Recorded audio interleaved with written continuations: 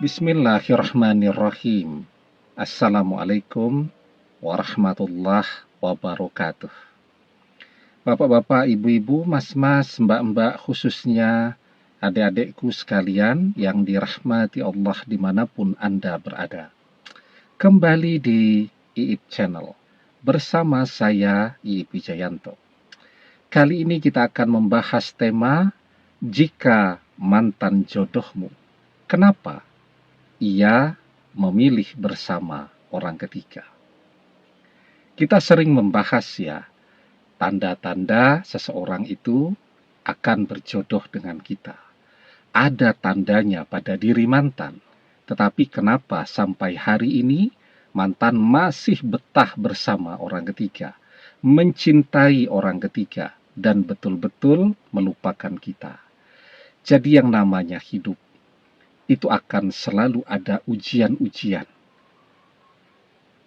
Kita kebagiannya ujian mantan mengkhianati kita pada saat ini.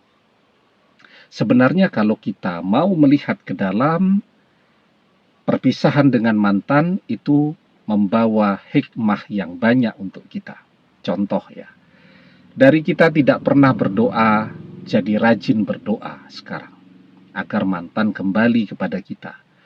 Dari malas ibadah jadi rajin beribadah. Ya. Dari kita tidak memperhatikan keluarga kita, kita jadi dekat dengan mereka dan seterusnya. Jadi sebenarnya hikmahnya banyak perpisahan dengan mantan itu.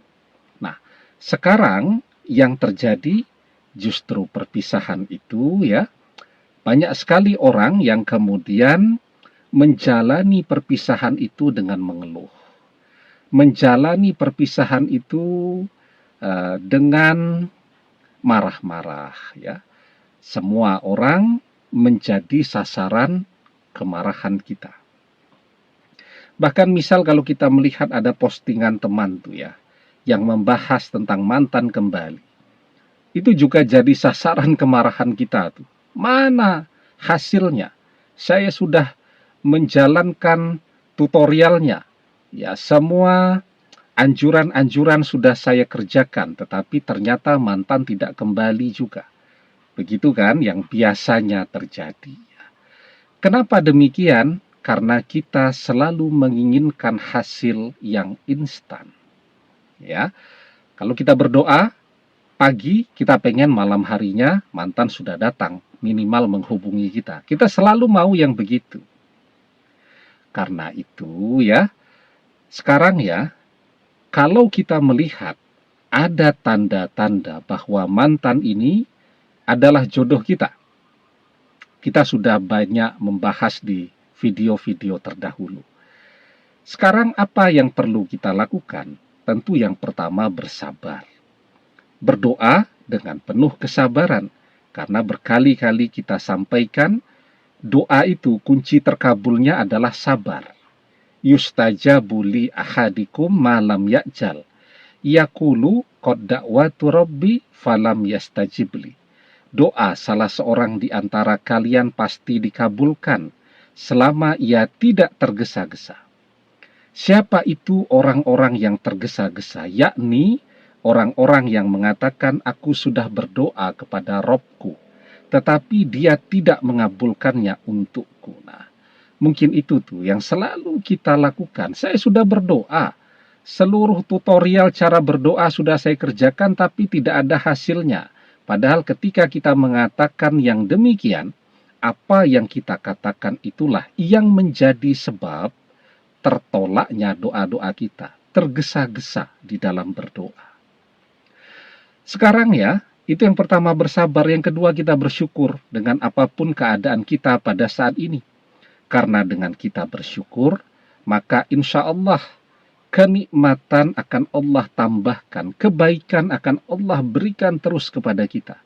Tetapi bagi orang yang tidak pandai bersyukur, orang yang tidak pandai bersyukur itu, biarpun mantan sekarang sedang jauh, tapi rezeki kita lancar, tubuh kita sehat, ya, apapun yang kita rencanakan untuk kita kerjakan semuanya berjalan dengan baik.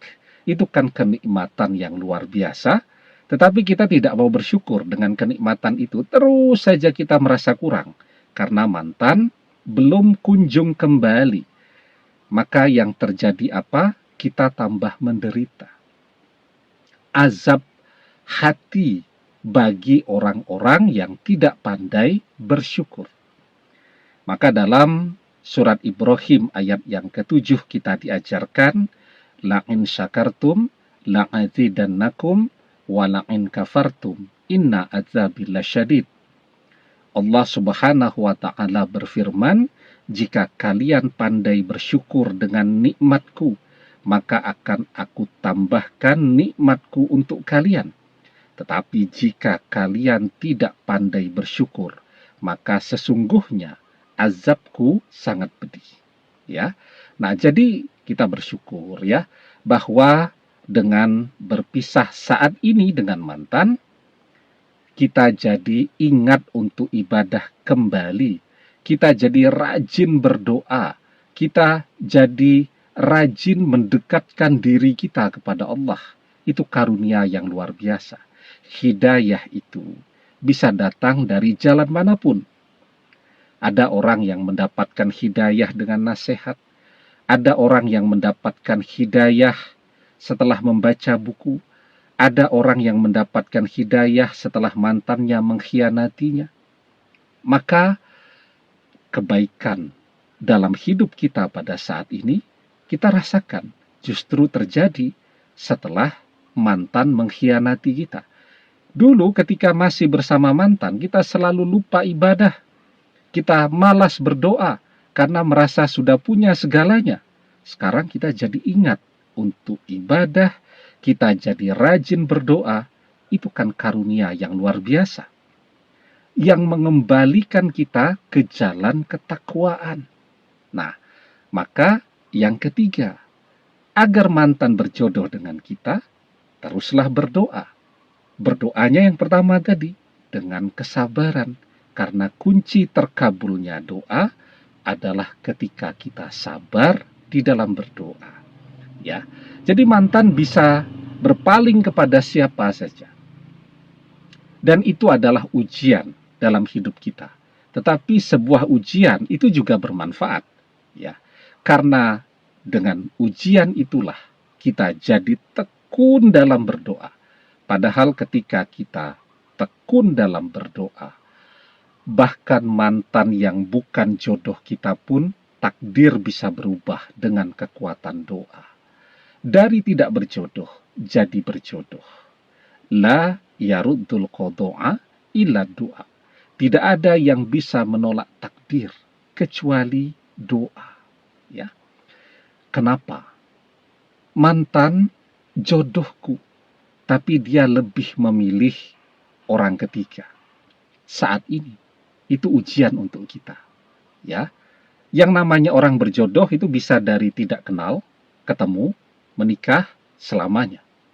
Bisa dari bersama, berpisah, dan kembali bersama lagi. Dan seterusnya.